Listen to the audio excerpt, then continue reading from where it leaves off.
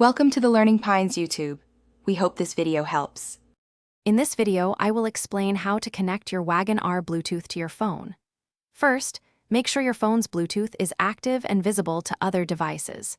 It is also important to park your car in a safe location before you begin, ensuring your full attention.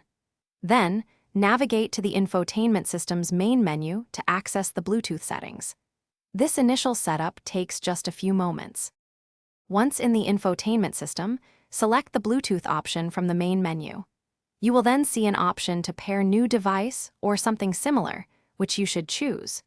Your Wagon R system will then begin searching for available Bluetooth devices within its range. This step prepares your car to be discovered by your smartphone, usually taking less than 30 seconds. Now, on your smartphone, look for your Wagon R's name in the list of available Bluetooth devices. It might appear as Wagon R or a similar identifier. Tap on this name to start the connection process. You may receive a pairing request or a passkey confirmation on both your phone and the car's display.